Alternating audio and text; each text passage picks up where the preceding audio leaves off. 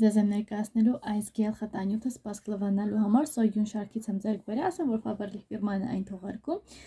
կոչվում է Բերգամոտ եւ Ֆրեզիա, արտիկուլը 30/35, մի քիչ իր մասին պատմեմ, տան խնամքի կորեական արվեստ է սա,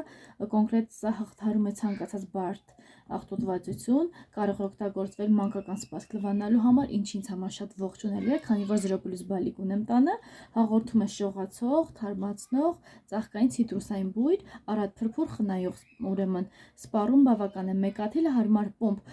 բաժնի չափիչը, այս դրա մասին է խոսքը, ուրեմն հեշտությամբ հեռացնում է ճարպի սոուսների, շիլաների եւ այլ չորացած կետքերը, յանալի մաքրում է սպասքը սառը ջրում, ունի չեզոք pH մակարդակ, խնամում է ձեռքերի մաշկը, ամբողջովին լվացում է, հարմար է մանկական սպասք լվանալու համար, նշեցի 0+ է, 96% բնական ծագման բաղադրիչն է, շահավետ է, փոխարինում է սովորական ուրեմն արտադրանքի միջև 5 սրվակի, փորձարկված եւ հաստատված է հալար համակարգով, սուզվա Կորեայի հմայիչ աշխարհում,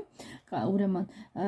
կայծացափայ ծաղկային ցիտրուսային բույր, բերգամոտի, վանիլի եւ ֆրեզիայի նոտաներով, լիցեյի եւ պաչուլի եթերայի յուղերով, պարունակում է ավանդական կորեական մզվածքների համալիր, օճառանկույզի մզվածք, օգտագործվում է որպես բնական մաքրող միջոց, հարուստ սապոնիններով, ամրապնդում է լվացքի այլ բաղադրիչների ազդեցությունը, նրբորեն եւ արդյունավետորեն կերպով հեռացնում է աղտոտիչները եւ փափկեցնում